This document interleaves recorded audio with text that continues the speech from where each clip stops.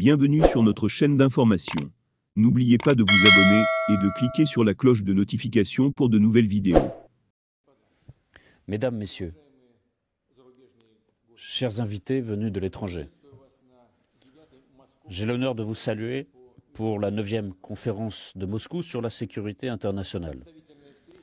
Votre rencontre représentative traitera des questions majeures de l'ordre du jour politique et militaire. De leurs résultats, de la recherche de réponses communes, efficaces aux défis du moment, dépend la consolidation de la sécurité sur notre planète, le développement durable de notre civilisation. Malheureusement, les perturbations dans les processus géopolitiques ne font que croître. Malgré certains signaux positifs distincts, on constate la poursuite de la dégradation du droit international. On constate des tentatives d'utiliser la force pour imposer ses intérêts, renforcer sa sécurité aux dépens de celle des autres. Les conflits armés régionaux suscitent la préoccupation, les risques de prolifération des armes de destruction massive, l'activité des groupes criminels internationaux, des narcotrafics et de la cybercriminalité. Le terrorisme international constitue toujours une menace particulière.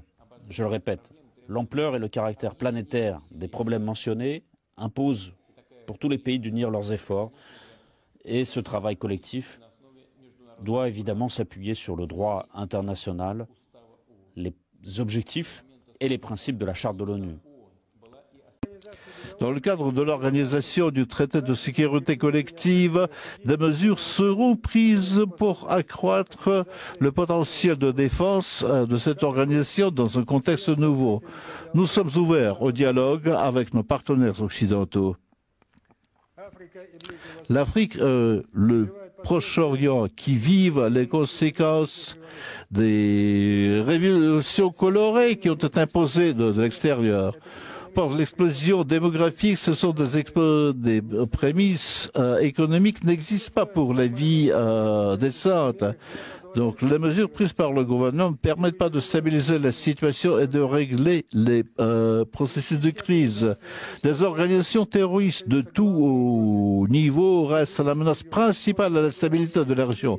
Après la débâcle de l'État palestinien en Syrie et en Irak, il y a eu des migrations des combattants préparaient leur migration vers d'autres pays qui se sont allés en Libye. Des cellules terroristes demeurent très actives au Mali, dans la République centrafricaine et au Mozambique. Il y a toujours des tentatives pour faire appel aux groupements terroristes pour démocratiser les pouvoirs dans certains pays. Le renouveau du néocolonialisme et l'obtention de contrôle sur les ressources naturelles de ces pays. L'utilisation des terroristes comme l'instrumentalisation du terrorisme est un jeu très dangereux. Sur l'exemple de la Syrie, on pourrait citer des exemples des cas où des terroristes qui ont eu une expérience de combat ont pu utiliser cette expérience pour préparer des actions terroristes dans leur pays d'origine. Le ministère de la Défense est pour le développement de l'amitié, de la coopération mutuellement avantageuse avec les pays d'Afrique.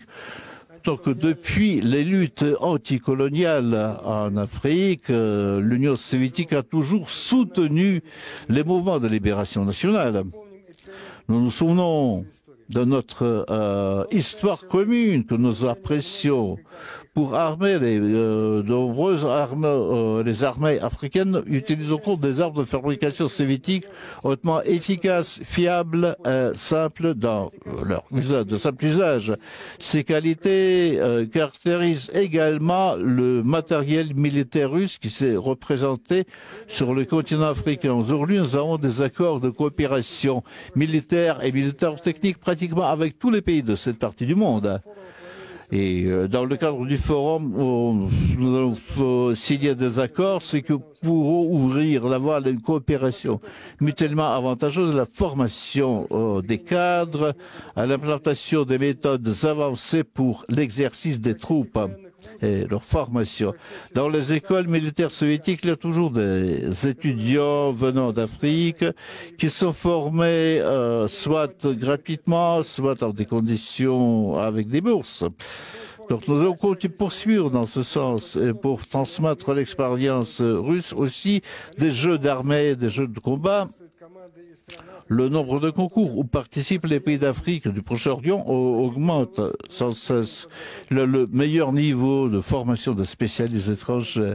Dans les concours, les compétitions de l'année dernière, donc c'est l'Algérie et la République de Guinée qui ont gagné à ces compétitions. Nous pensons qu'aux compétitions qui nous attendent aux Jeux militaires, cette liste sera plus longue des pays participants. Cette expérience sera perçue lors de la formation des armées nationales. Nous n'allons pas faire à qui que ce soit dans la coopérant avec les pays de la région. Nous nous opposons à personne. Nous allons accroître des contrats et des contacts qui sont utiles sans imposer. Nos objectifs, nos conditions politiques et économiques que l'on font souvent les puissances occidentales. Cette même ligne est mise en œuvre par la Russie avec ses partenaires en Amérique latine. Donc tous les problèmes mentionnés plus haut qui concernent les autres, ils sont d'actualité.